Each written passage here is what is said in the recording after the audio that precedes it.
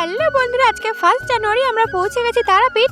তারাপীঠ পৌঁছে রুমের মধ্যে সব ব্যাগপত্র রেখে চলে আসলাম নিচে মুখ ধুতে। আর এদিকে তারাপীঠ মন্দিরে যে সেবায়েত বা পান্ডা থাকে উনি চলে এসে উনি সবার নাম গোত্র আর দক্ষিণা নিয়ে নিচ্ছেন। আমাদের পুজোর টাইম দিয়েছে সন্ধ্যে 7টা, তো সেই টাইমে আমরা সবাই যাবার, উনি আমাদের পুজোটা দিয়ে দেবেন। এখন আমরা সবাই মিলে বসে পড়েছি ব্রেকফাস্ট করতে। তো আমাদের ব্রেকফাস্টে ছিল গরম গরম লুচি আর ছোলার ডাল। তারপর একটু রেস্ট নিয়ে ফ্রেশ হয়ে বেরিয়ে পড়লাম সাইট সিনের উদ্দেশ্যে। সাইট সিন করার জন্য আমরা টোটো রিজার্ভ করেছিলাম আর এক একজনে নিয়েছিল 50 করে। এখন আমরা পৌঁছে গেছি আমাদের প্রথম গন্তব্যে। এটা হলো একটা হনুমানজির মন্দির। আর দেখো হনুমানজির মূর্তিটা কতটা বড়। এই মন্দিরের ওপরে রয়েছে একটা বড় শিবলিঙ্গ, কি সুন্দর তাই না? তারপর আমরা চলে এসেছি তারা মায়ের যে পুজো করতে বামাখ্যাপা, তো সেই বামাখ্যাপার খড়ের চাল আর মাটির বাড়ি দর্শন করতে। তারপর জুতো রেখে লাইনে দাঁড়িয়ে পড়লাম।